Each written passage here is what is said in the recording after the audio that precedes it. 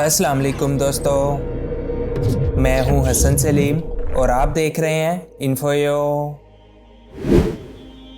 आपने अक्सर बाज़ारों में या ट्रैफिक के सिग्नल्स पर सब्ज रंग के कपड़े पहने इन छोटे सरों वाले शाहदोला के चूहों को तो देखा होगा। गर्मी हो या सर्दी, ये आपको हमेशा नंगे पांव भीख मांगते हुए नज़र आए होंगे। कुछ लोग इनसे हमदर्दी रखते हैं, बाज़ लोग इनको देखकर डरते हैं तो बाज़ लोग इनसे दुआएं करवाते हैं। कुछ लोग इनको कुदरत का करिश्मा मानते हैं तो बहुत से लोग हकारत से मुंह फेर लेते हैं। शाहदोला के चूहे कहलाने वाले ये लोग आखिर कौन हैं? ये कहाँ से आए हैं? इनका ये नाम कैसे मशहूर हुआ और इनकी ज़िंदगी की असल दास्तान आखिर क्या है? आज की इस वीडियो में हम अपने जालिम माशरे के पिसे हुए इन्हीं मजलूमों का जिक्र करेंगे। ये है हमारे माशरे में मौजूद शाहदोला के नाम से मशहूर एक तबका, जिसके बारे में तरह तरह की कहानियाँ मशहूर हैं।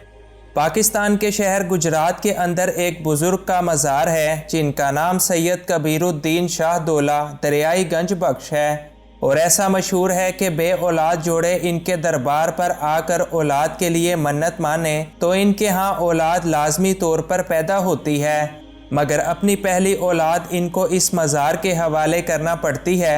और इसके बाद इस मज़ार को चलाने वाले इस बच्चे के साथ जो जुल्म करते हैं वो तारीख़ में अपनी मिसाल आप है।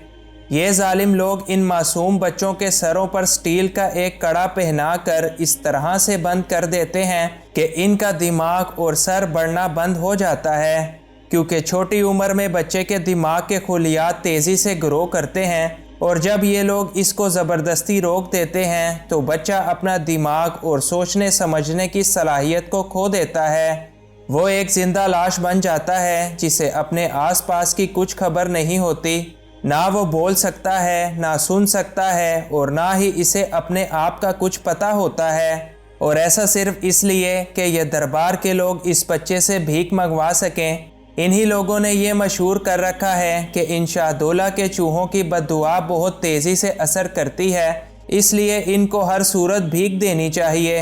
हालांकि सच तो ये है कि जो बंदा अपने होश में भी नहीं है उसे दुआ या फिर बद्दुआ के मतलब का क्या पता। ये भी मशहूर है कि इनके सर पर एक पंजे का निशान होता है जो कि बाबा जी का आशीर्वाद या फिर हाथ का निशान है, जबकि हकीकत में ये इस कड़े का निशान है जो सर की जिल्द को बढ़ने नहीं देता। और ये कोई बाबा जी के हाथ का निशान नहीं बल्कि इन लोगों की दरिंदगी का निशान है। औलाद देना या इससे किसी को महरूम रखना ये सिर्फ अल्लाह ताला के बस में है, और दुआ भी एक इबादत है जो कि सिर्फ अल्लाह ताला की जाती है, ना कि इन दरबार पर जाकर इन लोगों की।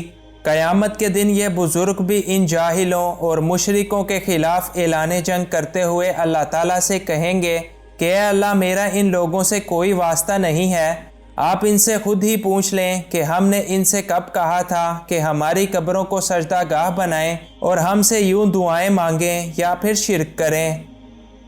ये बात भी सच है कि बच्चों का दिमाग कुदरती तौर पर भी ऐसा छोटा हो सकता है, क्योंकि साइंस के अंदर एक ऐसी बीमारी माइक्रोसेफली के नाम से पाई जाती है जिसमें बच्चे का दिमाग नॉर्मल रफ्तार से नहीं बढ़ता और छोटा रह जाता है।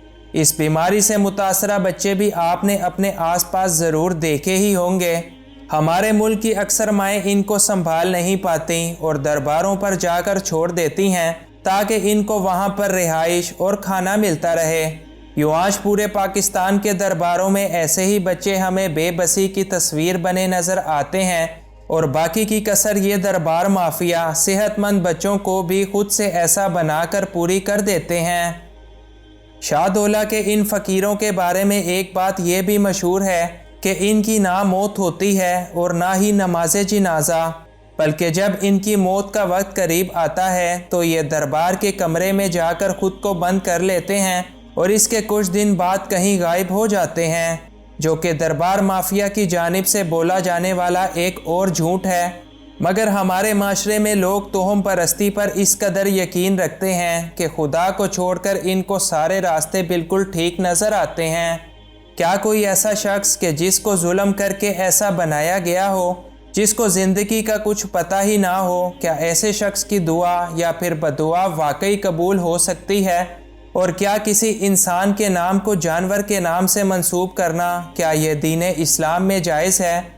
شاہ دولہ کے چوہوں کے نام سے چلنے والا یہ کاروبار سراسر انسانوں کی توہین اور چائلڈ ایبیوز ہے۔ اس میں نہ صرف دربار کی مافیا شامل ہے، بلکہ آپ بھی اس میں اتنا ہی شامل ہیں جو ان درباروں پر جا کر طرح طرح کے شرک کرتے ہیں اور ان مافیا کے اس گندے کاروبار میں ان کا ساتھ دے رہے ہیں۔ اللہ تعالی ہمیں سمجھنے کی توفیق عطا فرمائے، آمین۔